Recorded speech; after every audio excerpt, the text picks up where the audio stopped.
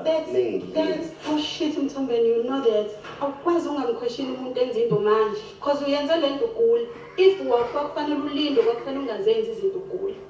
Unakekeliwe unakekelwe ngenye indlela kodwa ngenxa yokuthi you are ungrateful ngeke uzukunqome lokho ngeke uzukubonga abantu bakunakekela kanjani ntombela sonke kusukela ngimaqele kuza kumina sakunakekela ukuthi you are so ungrateful nathi sihlukumezekile kakhulu you even know shiba suzu uyagula because usihlukumezile sonke yes. So uma ngwabe isibini undaba mlonyeni abantu bekhuluma ngokuthi on that particular diary section esibona ke ehlelo baba umsamselo kuke ebexoxa lapha noma ngwabe uthe bullshit Mthombeni. People are discussing that part, you guys, that clipping ibone nje igijima around where Mangwabe says bullshit Mthombeni. I think baba umsamselo is always, I mean he always does this ukuthi athi amakhosikazi wakhe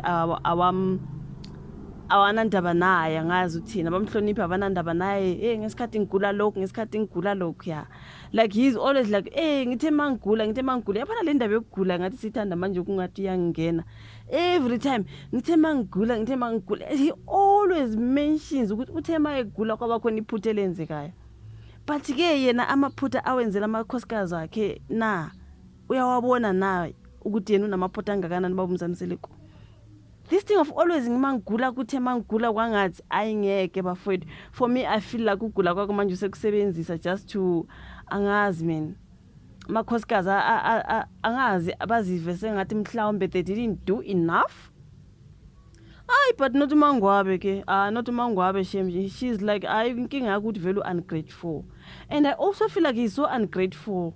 Yini abangayenzanga kanti yini abona ngathi abenza bekumele benzeni. We saw them in hospital, we saw umuntu obengekho ngalesa sikhathi nguShibas, you guys uShibas wayesoshabeni and then uMangwabe noMakhumalo nomamkhulu besibona nje kuma episode behlangene kusiba nje neingxoxo egula sibona nje bese sibedlela like I was seeing all that, so I do not know man ukuthi isupport befune ngakanani. I think bamsupportile manje uMangwabe uyamtshela ukuthi inkinga yakho wena ukuthi ungrateful. Ngithe mangigula kwathi hayibo kuyazokubuye futhi ukugula hayi ngeke baba uMthombeni stop using this ukugula thing mina kuyangidina you guys like uMangwabe sathi bullshit Mthombeni nje uyabona nje lento le no yazi uzohleli njalo ethi ngathi mangigula zikhona izinto ukugula kwami kwangenza ngabona ukuthi ukugula kwami kwangenza ngananzelela ukuthi hayibo every time mangigula kube njena kwanganjena manje uzohleze ikhuluma lento yakhe yokugula waya until when. Mangwabe was like bullshit Mthombeni. Manje kunabantu abathi akayihlonipha indoda, kunabantu abathi no Mangwabe put your foot down. Mangwabe vela akawuthatha udoti, you guys we all know ukuthi Mangwabe ke no soft akawuthatha udoti. She was like bullshit. So kunabantu abathi ayilo sisi kahle kahle inhlonipha kanayo angakukwazi uyitshela indoda ibullshit phambi kwabantu. You know like even for me kodwa I was like girl nibabili mhlawumbe is better, you know. But emphakathini I feel like is wrong. Ukuphawula kwami ngizothi emphakathini is wrong ukuthi ungayisho lento kumyeni wakho. Uthi bullshit. I feel like hayi ithe ukuthi kancane yabo. But nibabili angazi mhlambe nibabili you know what you know if you know what I mean guys. Angisho ukuthi une right ukuthi I'm the bullshit. But I'm just saying when it's the two of you I feel like it's better than phambi kwabantu. Ngoba phela lapha kuphambi kwabantu if kuma diary sessions behleli nje entweni ezonekela umhlaba wonke athi bullshit Mthombeni abantu bazomxoxa girl awihloniphi kodwa indoda noma kunjalo noma ngumusamselo kwesimazi namaphutha amaningi.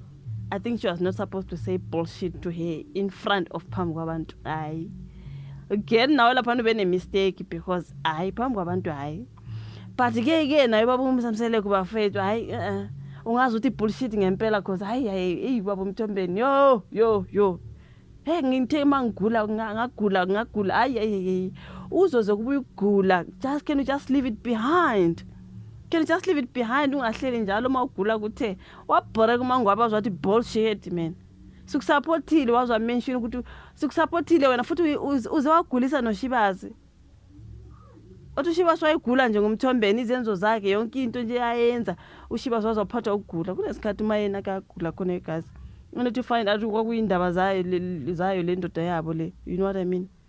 Kuvezwe uMangwabe lapha noshilo ukuthi uShibas uze wagula nje ngendaba kaBaba uMsele ngeindaba zakhe. Amaphutha ake yena kanti uyowabona nini? Uhleze ebona amaphutha amakhosikazi anengisupporti, abangihloniphi, aba-appreciate into embenzela bona, ngabathengela imoto, ngabathengela imizi, yazi uzobala bekumele benzelwe ubani ngoba nguwe phela indoda yabo, nguwe bekumele ubenzele. Manje mase ubenzele usuzohlala njalo ucounter, usezohlezi njalo counter. Hayi ngeke nalokho ukugula usehle njalo kubizile njalo hayi ngeke bafowethu. For me I'm like bullshit man. I'm like, hey, ngizoMangwabe manje ngithi hayi bullshit manje baba uMsamsele. No ways man. You can't always like it's in the past wagula waphola bakunakekele kube bengakunakekele ongeke uphole uzube la ukhona namhlanje, but because they were there for you. They were there for you. Sasibabona nje lapha bemile besenza ukuthi begijima besibhedlela. We saw that. Unless into sibona on the show is just a little part of whatever is happening that side, you guys sibona nje okuncane njengoba benokusho. But ke babesivezela ke phela besezibhedlela, you know what I mean. So ikupho kwakumele inkosi yami bakwenza hayi akayivumi leyo uMangwabe hayi ngeke. Manje abantu ba-argue ukuthi uyahlonipha or akayihloniphi indoda, why kumele athi bullshit endoda. Hi, it's just a whole lot. If I can, I'm here on Twitter where people were discussing it. It's just that I'm a tweet mix. Let me see. I'm just glad to Makumalo bought her house with her own money, because what is this thing of Mangwabe being reminded on national TV that the house she stays in is not hers? Uba reminder njalo izinto abenzela zona. Nganenzela ukuthi anibonge, nganenzela ukuthi ani appreciate, aninginakekeli is always. You know what I mean? Yo. I can never get used to how gorgeous Mangwabe is. What a stunning woman. She is so stunning, you guys. So let me see. This is just a mix of tweets from Gudala. Let me see Mangwabe and Mayeni don't play with Umusa in those confessionals. He is not going to run his mouth like he does with Umakumalo. You shouldn't mess with the bullshit. Uzoba nomlomo. Sebemtshela ukuthi bullshit angeke. Hey uMangwabe, you guys, engwaps awudlali ke wena ntombi. Awunaso isikhathi sokubheda. You know what I mean? Yeah, amanye ama-tweets guys wangawafundi cause. So yeah man, this man always goes any extra mile for Mangwabe dates and trusts her to make jokes. Yeah, uyamthanda uMangwabe uMsamsele, that's the truth. Ubaba uMsamsele loves uMangwabe, you guys. Angithi nje amakhosikazi akhe wona yena uyawathanda nkosi yami. Yamthanda uMangwabe, guys.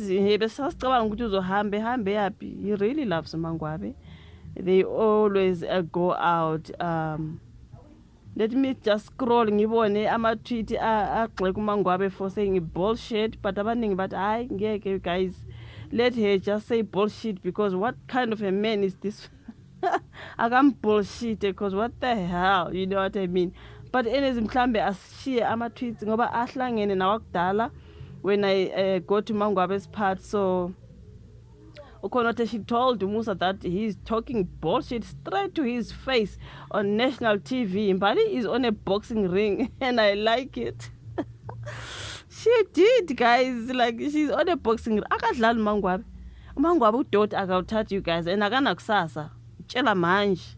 Akakutsheli kusasa uzolinda kube kusasa isikhathi yahamba, akamoshi isikhathi. Uyisho manje la ngayithandi. Let me see. Musa doesn't pay attention. She Mangwabe stays mentioning that she doesn't like flowers. Unjani kanti uthe umzele nembali okuligama lakhe. So something like that, you guys, on that particular date. Ubephatheleke umbali izimbali, okay? Mangwabe baby, you did your absolute big one tonight. Tell that con narcissist the real truth about himself. Man, what an ungrateful, manipulative and abusive man. Ngomunye nje lapha you guys, bathi umtshele kahle wena girl uthi bullshit. Ngoba what the hell, okay? It's honestly so obvious that Mangwabe doesn't love Musa anymore. At this point, it really feels like she's only staying in the marriage for the sake of her kids, because she seems completely fed up with him. uma ngabe vele ulayo guys nami ngiyacabanga ukuthi uhlalele ingane zakhe usizohamba ayephi bafowethu akahlalele ngempela abantwana bakhe because what the bullshit is this? He's really a con narcissist. Oh my god. Mangwabe's son literally started living with Mangwabe after buying the Flamingo house, okay? So I can't read all the tweets if it is about Dega could you guys. This was the discussion by the people on X about Mangwabe on that bullshit comment. You are hongat. She's fed up, she's tired. Ngoba uxoxe bukamthombe nokuhlezi njalo ene victim. Ah, bullshit man.